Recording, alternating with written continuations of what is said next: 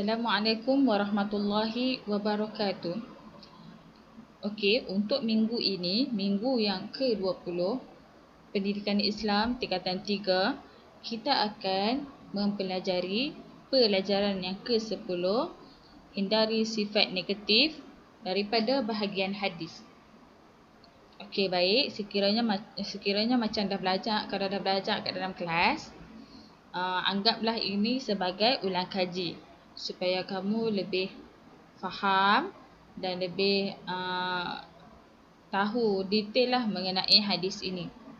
Okey, kamu boleh rujuk ke muka surat yang ke-69 di buku teks Pendidikan Islam.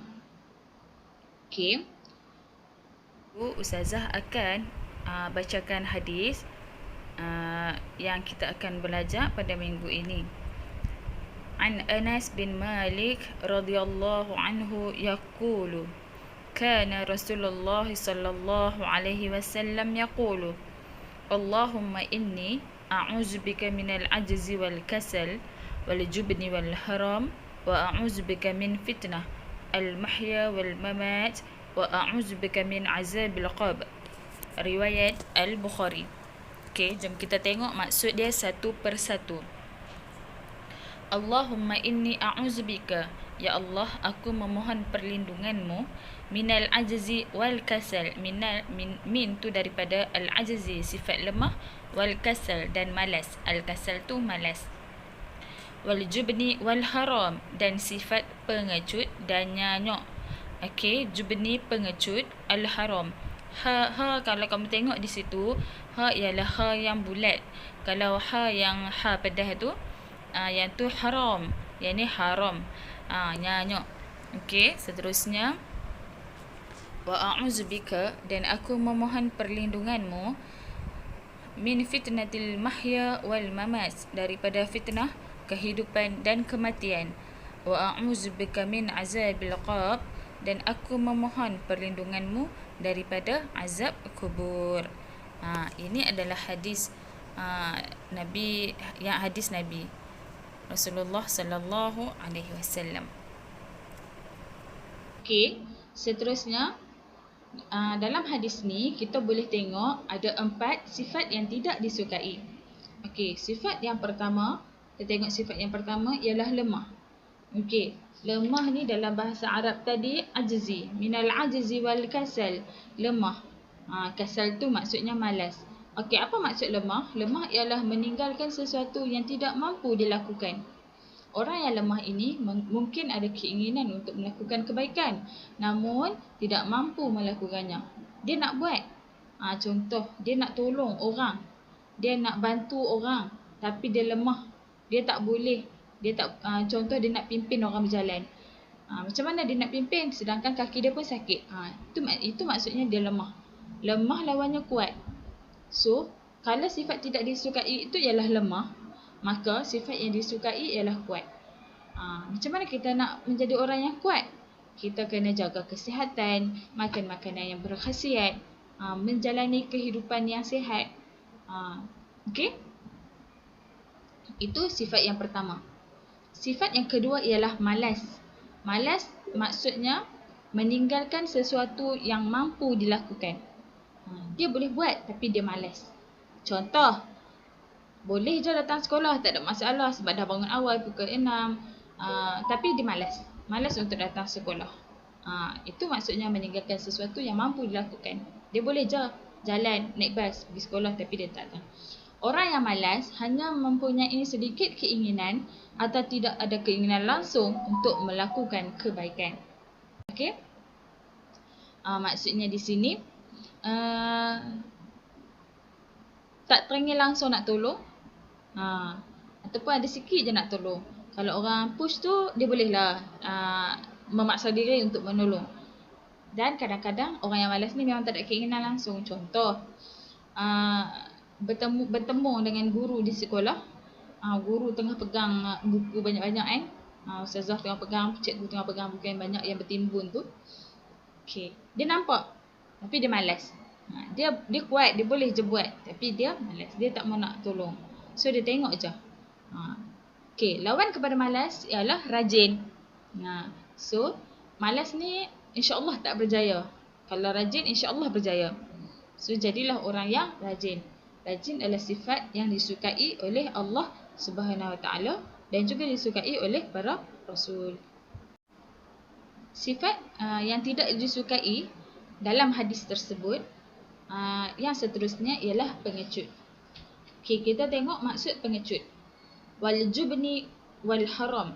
Pengecut, haram itu ialah nyanyuk. Haram, kalau kamu tengok pada tulisan, dia bermula dengan ha. Ha bulat, bukan ha pedas. Kalau ha pedas, ha ra alif mim, itu haram. Haram buat. Haram. Ini haram.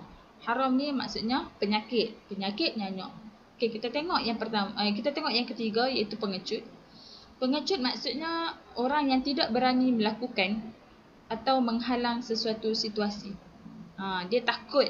Pengecut ni dalam istilah baik sikit, dia takut lah.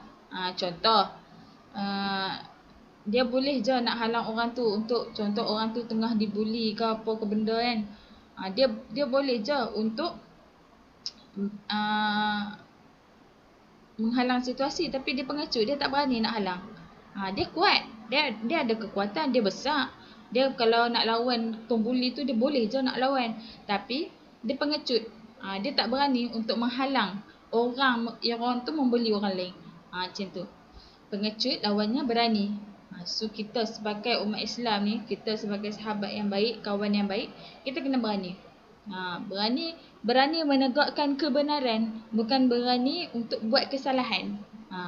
Berani buat kesalahan tu tak diterima. Allah tak suka untuk banyak orang yang buat kesalahan. Allah suka orang yang berani menghalang sesuatu situasi yang memerlukan pertolongan. Okey. Dan sifat yang terakhir yang tidak disukai ialah nyanyuk. Sebab tu dalam hidup kita ni, kita kena sentiasa berdoa. Bila mencapai usia yang tua, bila Allah panjangkan umur kita, elakkan kita daripada bersikap nyanyuk. Okey. Nyanyuk ialah penyakit yang mengganggu kewarasan fikiran seseorang yang menyebabkan berkelakuan seperti kanak-kanak. Bila dia jadi nyanyuk ni, kita akan kembali macam kanak-kanak lah. Kamu boleh tengok orang yang nyanyuk berak mata, kencing, keluar rumah tak pakai baju, dia lupa. Dia pergi peluk orang, dia tak boleh nak berfikir. Okey. Okey, seterusnya kita tengok kepada pengajaran hadis. Kalau kamu tengok di muka surat 71 dalam buku teks pendidikan Islam tingkatan 3, ada 5 pengajaran hadis yang telah disediakan. Tapi Ustazah ambil satu ajalah. Okey. Pengajaran hadis yang Ustazah simpulkan di sini ialah kita hendaklah sentiasa berdoa agar dijauhkan daripada sifat-sifat yang tidak disukai. Apa sifat-sifat yang tidak disukai tadi? Yang pertama, lemah, yang kedua malas, yang ketiga pengecut, dan yang keempat ialah nyanyuk. Okey. Kerana Rasulullah SAW sendiri turut memohon perlindungan daripada Allah. Sedangkan Rasulullah pun memohon untuk dijauhkan daripada sifat-sifat ini, tambah lagi kita kan. So kita memang kena berdoa lah. Okey, macam mana doa tu? Kamu juga boleh tengok dekat muka surat 71 ni, bahagian amalan. Anas bin Malik radhiyallahu anhu meriwayatkan bahawa Rasulullah sallallahu alaihi wasallam bersabda. Okey, ini doa yang tengok bowl, warna bowl tu, yang hitam tu. Kamu boleh amalkan, kamu bolehlah hafal dan amalkan. Kalau kamu tak boleh nak hafal dalam bahasa Arab pun, cubalah untuk berdoa dalam bahasa Melayu. Okey, doanya ialah Allahumma inni a'udzubika minal jub wa a'udzubika min uradda ila arzalil umur wa a'udzubika min fitnatid dunya wa a'udzubika min azabil qabr. Allahumma inni a'udzubika, ya Allah, aku memohon perlindunganmu, minal jub, daripada sifat pengecut. Wa a'udzubika an uradda ila arzalil umur. Aku memohon perlindunganmu daripada penyakit orang yang lanjut usia. Wa a'udzubika minal fitnatid dunya. Aku memohon perlindunganmu daripada fitnah dunia. Wa a'udzubika min azabil qabr, dan aku memohon perlindunganmu daripada azab kubur. Okey. amalkanlah doa tu selalu supaya kita dielakkan daripada bersifat seperti itu, sifat-sifat yang tidak disukai. Okey, setakat itu sahaja. Ustazah harap kamu faham. Sekiranya kamu tak faham, boleh drop your comment below. Okey, sekiranya ada apa-apa masalah dan memerlukan tindak balas yang segera, boleh terus WhatsApp kepada Ustazah. Okey, sekian. Wabillahi taufiq wal hidayah. Wassalamualaikum warahmatullahi wabarakatuh.